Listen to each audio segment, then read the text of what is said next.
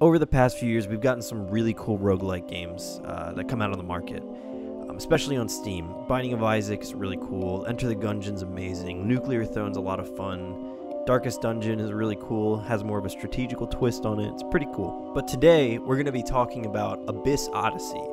And I had never heard of this game until a friend of mine, Jake, brought it up to me. And it's fucking awesome. And I looked it up.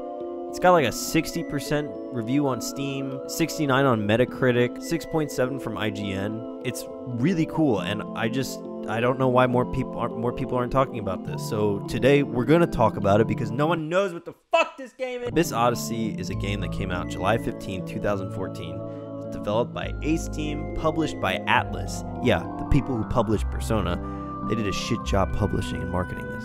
Made for the PlayStation 4, PlayStation 3, Xbox 360, and Microsoft Windows platform. It's fucking good. The game allows you to control 3 characters: Catrian, Pinkoya, and some fucking ghost dude. You gotta get through 16 floors to get to the final boss, and depending on which starting area you go through, you get to skip a little bit ahead, but it's gonna be harder. At the 16th floor, it's the final boss. You kill him, you win. That's the game. That's it. The only problem is, shit's kind of hard, so you usually die, and then you come back. But surprise, you keep your levels, your skill points, and your money. So you're basically throwing your head at a brick wall until it fucking gives, which is the same thing that Dark Souls does, but this is a roguelike, so good job. So the main story is that there's a big powerful warlock who is having a good nap, and he's dreaming, and all of the characters that you play as are dreams. And the dreams have to kill the warlock, and it takes place in Chile, and all this weird shit's going. I don't fucking know. Lore is crazy. You gotta read these things you pick up. Again, very Dark Souls, like, oh, I found an item, better fucking read what it says if I want to understand the story. Maps usually have a typically square layout of hallways and like little pitfalls that usually have traps or gold in it. There's loot everywhere. There's weapons you can find and pick up. But the really interesting thing is there are active characters inside of the dungeon. One is Jackal, who is this fucking rad mariachi skeleton who plays a shitty guitar track over and over again. And if you listen to him talk and give him some money, you get XP. So he's always cool to come into because he'll give you that little bit of boost. Leveling up will restore your health. So if you're just there, you're pretty low on health, bada boom, get a fucking free XP. And then there's Paganini, who is a total douchebag. Fuck Paganini. Paganini is this rad-looking Danny Sexbang dude who plays violin. Every time you meet him, he's like, hey, you want a fucking gift? And you're like, hell yeah, I want a gift. And he's like, cool, I'm gonna fucking kill you later. And you're like, I don't want the gift anymore. And he's a total douchebag, and he's not too hard on single player. I got to my first run to the floor before the final boss in single player. Single player is pretty straightforward. I have to say, if you have a friend who has this game, play it with them. It's a lot of fun. It can be a little frustrating, but it's a lot of fun. I'll get into the frustrating bit later. I'm gonna talk about the game more. Game's fucking rad. It has a control similar to Smash Brothers, where the camera stick also does your attacks. Like X is my neutral attack, and then X over is like an input that I can do to make another attack. Or I can just press right on the C stick. And it's really cool because it allows you to pull off combos a little bit easier than like a game like Street Fighter, where it's like, okay, I gotta press X, do a back circle, then flop my dick on the fucking controller and shit out a lamb and fucking sacrifice it to the devil so I can do my fucking special. Really straightforward, and it's a lot of fun. Combat's amazing. You can do juggles, you can do grab kind of things. There's a lot of ways to play the game, and there's a lot of ways that it works better in some situations than others. So like if you're comfortable by juggling, you're gonna have a tough time with like enemies who don't juggle easily. It's rad. It's cool. Go fucking buy it. It's 15 bucks. Go get the game.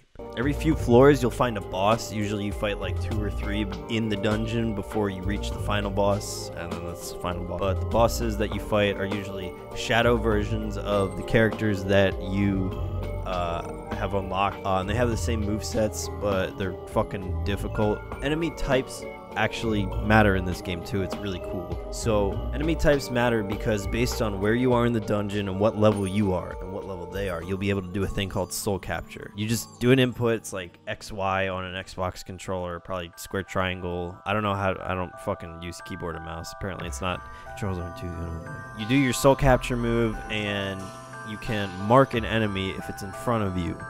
And when you mark an enemy, when you kill it, you can use it as a substitute for your character and play as that monster instead. You will still get all the money and weapons that you'll pick up for your character, but you'll just be doing it as the monster you captured. It's a really cool, it's an interesting mechanic, and if you can get it, you can actually soul steal bosses and characters like Paganini and San Viento when they show up to fight you.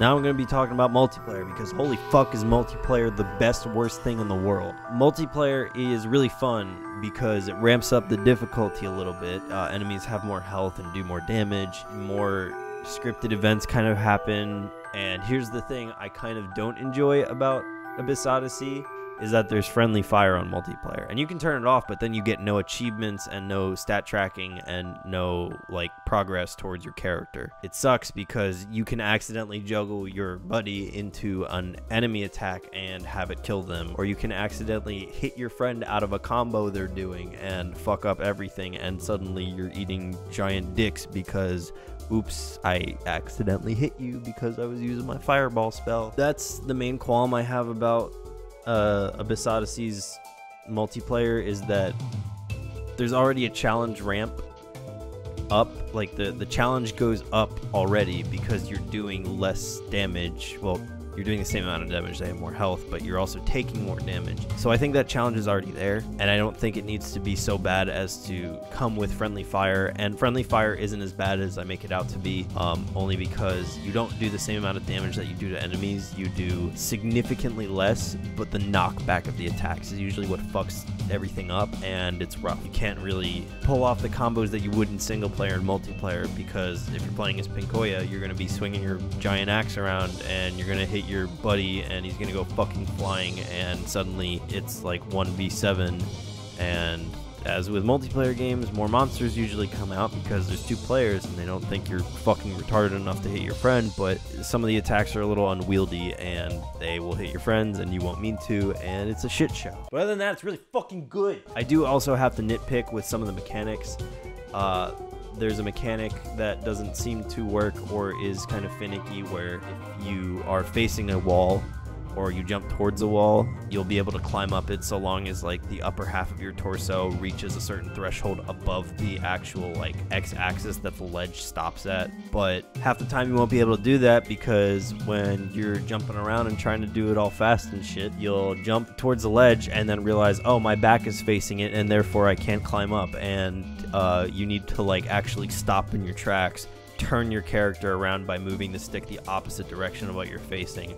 Make sure you're standing that way and make sure you didn't just like back shuffle and then jump towards the edge.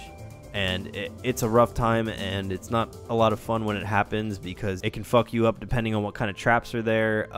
It feels a little cheap sometimes. It feels a little unbalanced and unfair, and it feels like that you're taking damage that you shouldn't need to because you're pulling these like moves off right. It's just the game is a little bit slow to react to you turning around, which can lead to a lot of unfair stuff. The other unfair thing is enemy juggles are a little ridiculous sometimes. They'll pull juggles off at speeds that you wouldn't be able to, doing things that you can't. You have knockback as a player. Every time you hit an enemy and they're cornered, you'll push back from them a little bit, which is a perfectly fine game mechanic because it allows for you to actually need skill to kill an enemy. You can't just lock him in a corner and just mash the X button until he's dead. But they will put you in a corner and they will shit on your life, or they will juggle you for ages and make sure that you never touch the ground and that half of your health bar is gone before you do so. Unfortunately, I think the devs are done with the game, but what I do like is that if you head on over to the Abyss Odyssey forums, the devs are extremely active and take feedback. The only thing that they're going to fix are like big bugs where it's like, oh, my save file fucking went away, or oh, I fell through the world and I can't get back now. That kind of stuff. So they're not going to fix like minute gameplay changes, which would be nice, but they're probably busy with another project, and I understand that. And it's really cool because they're actually active with the community. When people comment like, hey, I really like your game, but I have a tiny problem with this.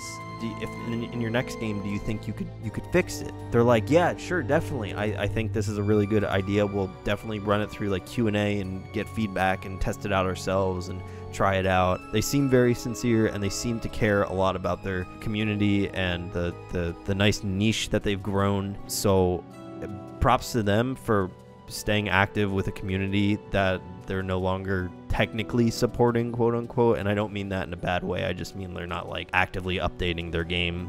I mean, it's a full release, so it's not an early access or anything, so you're not gonna get like fucking patch notes every day. But it's nice to see that interaction that a lot of game developers usually don't have, especially for a $15 project that can be beaten in a few hours if you try hard enough. You can definitely tell that it's probably more of a passion project for them rather than like, we are selling this product, please buy it. Once you buy it, I will not care about you.